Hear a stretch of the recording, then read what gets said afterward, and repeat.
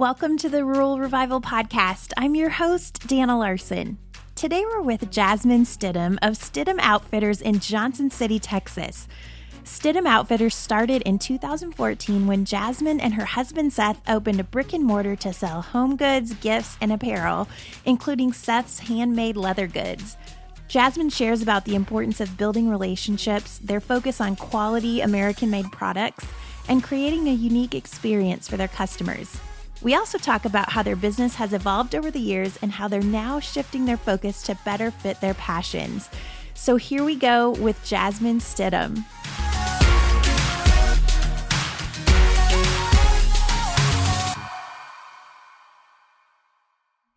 All right, well, we're here today with Jasmin Stidham of Stidham Outfitters in Johnson City, Texas. Jasmin, thanks so much for being on the podcast. Of course. Thanks for having me, and welcome to the great state. Thank you. We've been having a great time. Tell us a little bit about you. Are you a native Texan? You know, I consider myself a native Texan. However, I was born in Canada. Okay. It's a story that I only sometimes like to divulge because there's also been a few times at the border back when Mexico was open where I had one too many Coronas at Ma Crosby's, and I might have also shared that information, at the bridge, which turned into a long night. So I only sometimes share that. Okay. But no, I've grown up in Central Texas, as has Seth, and we met back in our hometown of Georgetown. Okay, so that was actually my next question. How did you guys meet? We met at the hometown rodeo. Oh, perfect. I know. I like to make sure everyone's aware that he's 5 years my senior. So while we grew up in a small town and went to the same high school and had a lot of the same friends, we didn't know each other. So we met at the Georgetown rodeo, and I think it's 16 years later, here we are. Wow, I love that. Since you've been together, where has your journey taken you? All over the place. Seth is a cowboy, which means he's got a little wandering spirit to him. So we have done everything from, we had a TRA, team roping district back in Georgetown. We boarded horses. We started the store, and I'm in real estate. I mean, we've just kind of dabbled in it all. We're renovating our house, which I shared with you, which is probably our biggest mission to date. I think when you accomplish that, it's like the gold star. Right. Yes. But yeah, a little bit of everything. And the store concept kind of started as a result of him and his passion for building leather goods. And so he had just kind of taken over my kitchen counter. And if you've ever sat across from someone while they cut a hide of leather, you realize that you need separate spaces. Yes. And so that kind of drove the idea to have a shop in town, a workshop, and then it just kind of built from there.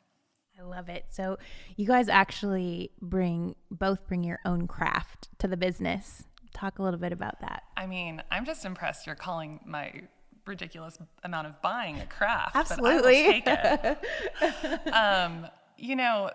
When we started, it was really simple. It was Seth wanted to build leather goods. We wanted to focus on American-made, high quality, mostly men's gear. And then we were in a 900 square foot space.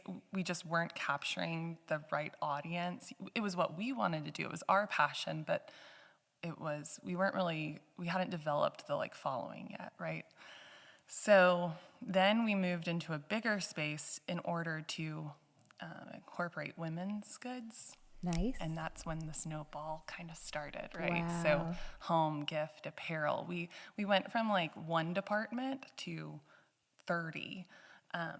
And so during that time, there were a lot of trips to, Dallas Market, and we were buying all of this wholesale products, but we sold it alongside his goods, but at the same time, we felt like in a way it kind of watered things down because these weren't American-made goods. These weren't always the most high-end quality items, and so that's when I started recognizing that people wanted unique things. They wanted different things. They were desiring items for their home that didn't look like everything out of a catalog or a Pinterest page. And that's when I started buying the antiques and infusing the store with that. And I think that's what made us look different than just kind of the standard boutique. Yeah. So was that too then when your following really started to gain traction? And it is all a days. I don't even know when we really started like evolving. I think when my hair started turning gray, maybe. No, people definitely recognized that we were unique and they were seeking us out. We built an incredible, rather than focusing on like numbers on our social media, we really focused on the people, and we built so many amazing relationships that the following kind of came more naturally. It never had to be paid. It never had to be like really infused with, giveaways and the kind of marketing that maybe you see more commonly now on Instagram. So we were just really fortunate that we aligned ourselves with people who we believed in their work, and we kind of shared that cross marketing. yeah. And I think that's when things really started to build and develop. And then we just had friends in high places, like, friends that work for Yeti, for example, that they recognized the validity of that brand, and they extended an invitation to us to do a pop-up down on Congress in Austin. And that was amazing because we're just an itty bitty shop in a 2-stoplight town. Yeah. So to be able to be involved in things like that, it was so kind of authentic, and it's definitely how the brand sort of developed. I love that. I feel like all that you're describing is about creating an experience. Whether that was what you're trying to do or not, you have created this experience for your customers, from whether it's the goods in the store or the leather goods or down to your playlist, which happens to be one of my personal favorites. But how did you go about working that into your business?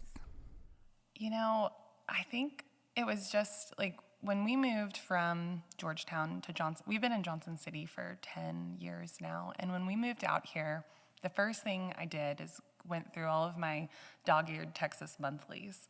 And it took us down, different farm to market roads and little ice houses and, just everywhere you could imagine. And so I wanted to share that same thing with our audience. And so rather than just always, push the item of the week or whatever new arrivals we had in store, I also wanted to encourage people to get out and enjoy the hill country. Probably my only hobby is food and wine and antiques, right? So it just made sense to share those favorite places, and as a result, we got to meet other small business owners. A rising tide lifts all boats, and so we really felt like that made the most sense, that we would just share those little road trips and stories, and people love it. They enjoyed those trips as much as we did. Yeah. That's great. You guys have done a good job. I've always noticed you have live music and you host cool events that draw people. Talk about some of those things that you've done and how that has helped your business. Well, I've always kind of coined that phrase as slow shopping people. And, it makes sense to businesses, but the end consumer probably doesn't want that term necessarily. But if you're going to have a stack of cooking books or how to build a cheese tray, build a cheese tray next to that book. It will inspire people to spend some time, thumb through the pages, grab a snack. Those were pre-COVID times. So let's see. Other things that I've always embraced is during the rodeo parade, we set up a Bloody Mary bar, and it gets people to hang out and embrace members of their community, watch the parade. We have, of course, hosted, COVID has changed so many things for small businesses. And so last year, we were so excited to celebrate our 6-year anniversary, but it was middle of May, and we felt like we couldn't responsibly do that, without falling under heavy criticism. And so instead we hosted a live stream, and Carson Jeffries played for us out here at the ranch. And that was such a fun way to, like, you know, his career, I have no doubt he will eclipse us in a matter of a short time. But to host him and to celebrate with our customer base online in that virtual way was new to us for sure. I mean, we had never, I'm lucky to get my iPhone to work. So we had to hire, you know, a company to come in and help us with that. But seeing that and even participating in this podcast, you know, it's the future of marketing and how to embrace your customers and how to have a relationship with them that's more authentic. And so we're really, with the new shop, we have some ideas and we're headed in a direction that's more than just kind of a visual display of imagery on Instagram. It definitely has its place, don't get me wrong, but there are some new and emerging ways to, like, connect with your customers. So we're looking forward to embracing that too. I love it. And you are out here in beautiful Texas Hill Country. How have you seen that change in the 10 years since you've been here? It has grown tremendously. Johnson City as a town, I like lovingly call it the donut hole of the Hill Country. We don't have an H-E-B or a Walmart or Target. I don't think we ever will, because it's just such a small town. So you can go to Dripping or Marble Falls or Fredericksburg for it, about 30 minutes away. But as a result, you know, small mom and pops line Main Street, and you get to see something unique and unusual. We've just loved being out here, and have just kind of open arms, embraced all of everything that it is and some of what it ain't. Yeah. Kind of thing, you know? You guys are intentional about giving back. What does that look like, and why is that important to you and Seth? Community. You know, we were raised in a small town where everybody kind of knew everyone else, and we recognized that Johnson City was a place that also did that. And so it was pretty natural to sponsor a Little League team, or Seth's favorite is the dummy roping that we do in the park next to the shop during the rodeo for the kids. And often we're giving them their first buckle, you know, and whether it's a really handy kid that can swing a rope, or somebody new in town that's never picked one up, they've all, you know, won and performed well at that event, and it's something we look forward to every year. In addition to that, we've just done some things with, like, fill the backpacks for back to school, and I mean, even more recently, when we closed the Main Street store, we had some food products left, and so we made sure that all went to the food pantry in town, you know. So it's thinking outside of yourself and, like, not always relying on the bottom line to drive those decisions, but rather what feels good and makes sense. Yeah. So you mentioned that you recently closed down the store and you're going a different direction. Tell us about what that's going to look like for you guys. We did. It's big news. It's bittersweet news, but effective March 1st, we did close the store on Main Street. We are in the midst of a renovation just around the corner on Nugent, where we are renovating a space that it's going to be dedicated to Seth's leather goods. It's going to be part workshop and then, like, a private gallery fitting area where you can buy high-end leather goods alongside buckles and saddles. And so it was this transition was really based on us recognizing that this kind of snowball effect that we had created in the store was maybe not our passion, but, like, you know, it was doing well, it was performing well, but were we in love with it? You know, was it everything, kind of the brand that we wanted and the direction we wanted to go? And so that took some kind of internal conversations. And we feel like in a way, we've let down some of our customers who have just been so enthusiastic and appreciative, and, shopped with us for so many years. So it really was bittersweet. On the last day that we were open, we had a shopper and her daughter come in, and she had just been through a medical emergency where she sat in an emergency room in a hospital and was longing to get out. And one thing that kept going through her mind was the trips that she and her daughter would take to the hill country and visiting the store. Wow. And so she bought our windmill tail that had our logo on it. And we were like, well, who would want that? But it was because of the memories that she had created. Aww. And when, she longed to get back to those. And so that was so much more meaningful than gosh, you leave on a high note when you hear things like that from your customer base. So we are, we're headed in a new direction, which we are super excited about. Seth is actually out of town. He's been up in Weatherford apprenticing with 2 other saddle makers. And so he plans to kind of launch a new line and a new direction within his leather goods. And the space that we're building out is going to be just an incredible kind of framework for that. So we're excited. We'll continue to offer some, we'll offer the leather goods. We'll offer some of the home goods and antiques online, and of course stay in touch with our customers through the online business. Yeah. But the footprint in town is going to be materially different than what people are used to. Right. We hope they'll love it and embrace it just like they did the first round. But it's a different scope for sure. Yeah.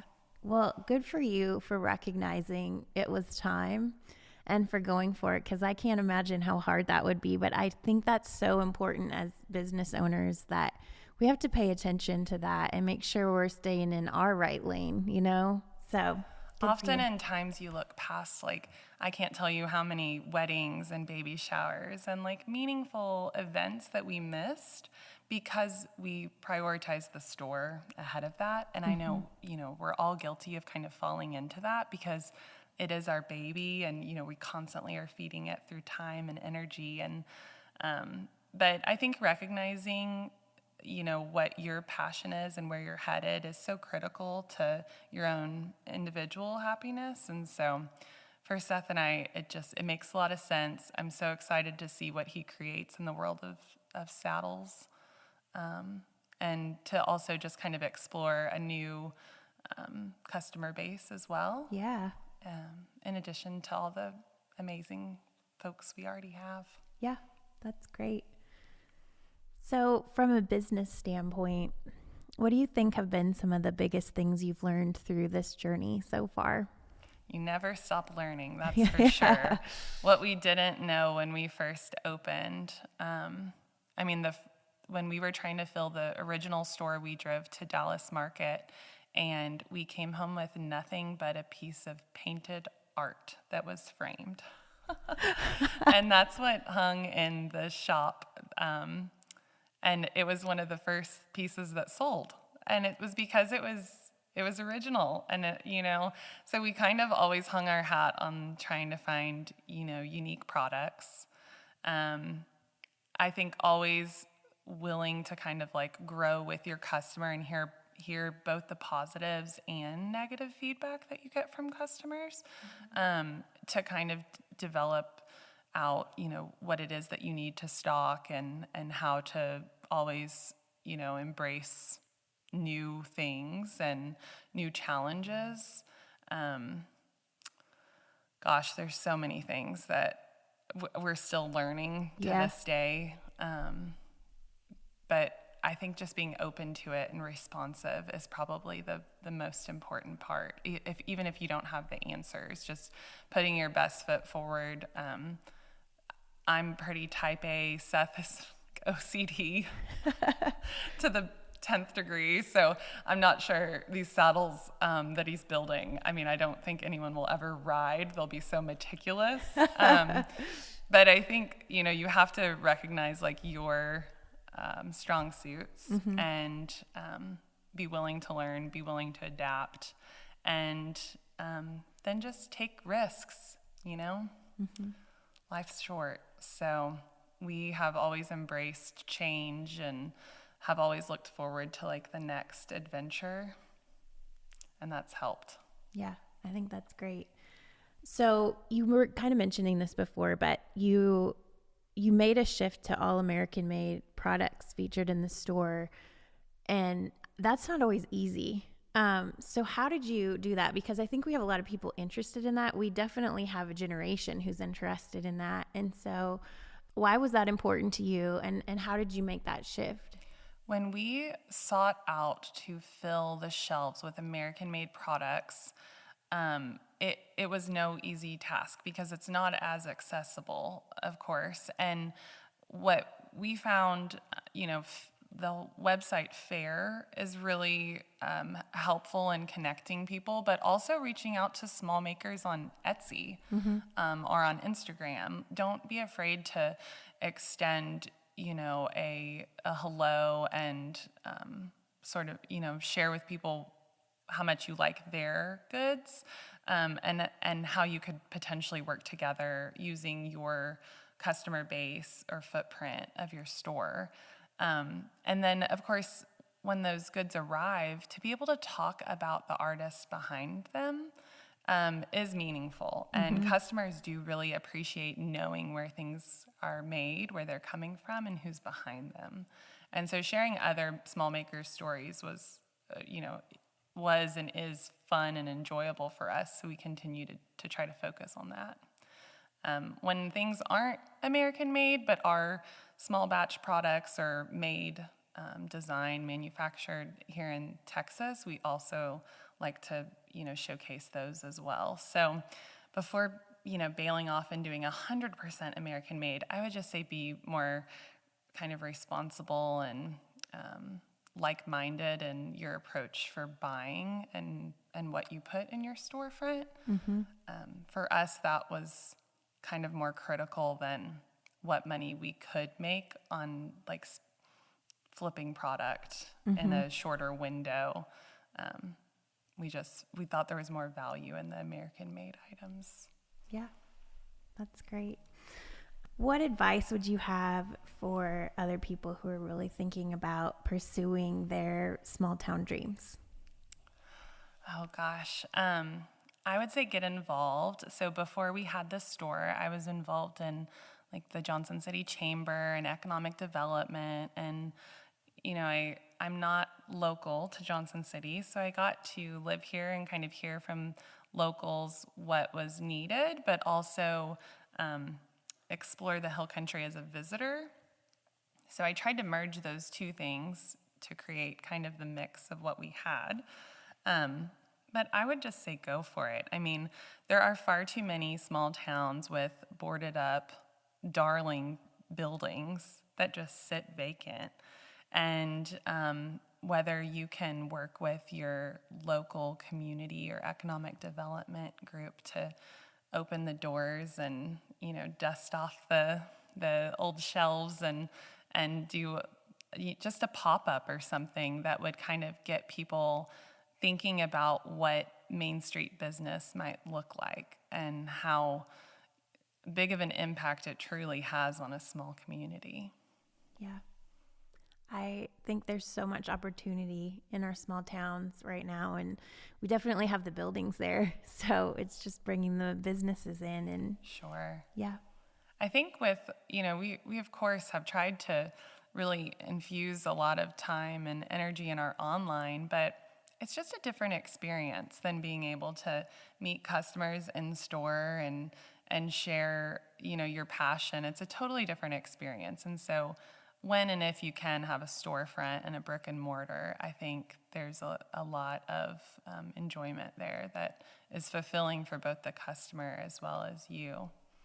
I know for Seth, it was like he likes to get off the ranch and go to a workshop. He needs a space and environment to work in.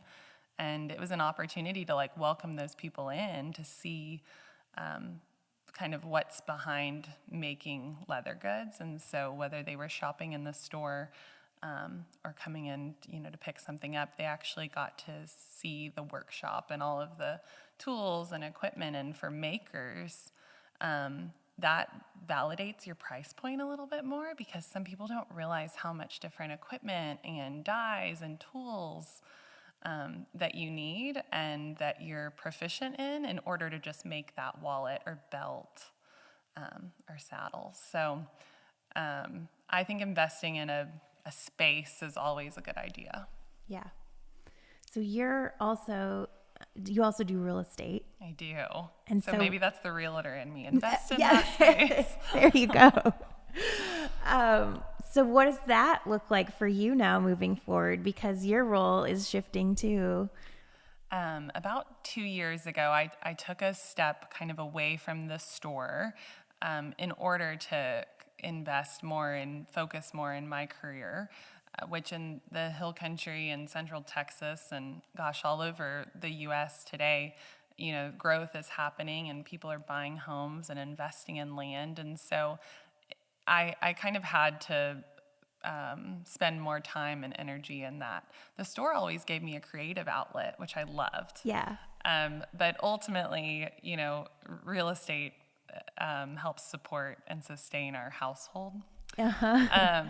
But, even through the store, I was able to meet a lot of customers and who later became clients, who later said, decorate my house or space, or I need help sourcing furniture.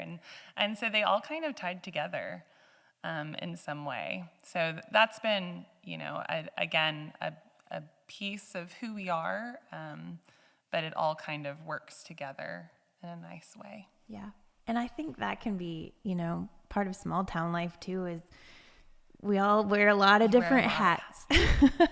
Boy, that's the truth. Yes. Yep. Well, how do we follow along with all you guys have going on and where the road's taking you next? Well, I mentioned that Seth is apprenticing, and he's actually building 2 saddles for a competition, a boot and saddle making show that takes place down in Wichita Falls later this fall. So he'll be entering his first saddle as well as a second saddle in the 2 different classes. And I think that is going to, open the doors to this new idea for the store and this new product that he really wants to invest his energy in more than small strap goods. And so we're eager to see how that plays out. We will hopefully move into the new space maybe by June. It's such a moving target, right? With all things renovation. But we hope to be there, by June. It'd be great to celebrate our 7-year anniversary at the end of May, if possible. And there we will be, we'll have the workshop, but we'll have the front storeroom, storefront as kind of a gallery by appointment only place for customers to try on, custom belts or place an order for a saddle, and as well as goods online. So we'll kind of dabble in all of those things. You'll see a kind of new branding and some things change on Instagram here pretty soon. We're almost prepared to roll that out. And then just some small batch items with like our logo and things like that. So we hope to roll all of that out soon. And I hope that, customers will continue to follow along and embrace it just like they did the first round. Yeah. So Stidham Outfitters on Instagram. Yes. You can see everything that's happening. And your website, stidhamoutfitters.com. That's correct. Okay. We will link to that in the show notes, and be sure to go check that out. Jasmin, thanks so much for being on the podcast. Absolutely. Thanks so much for having me. And y'all have a safe trip home. I hope we fill that van with some antiques for you. That's right.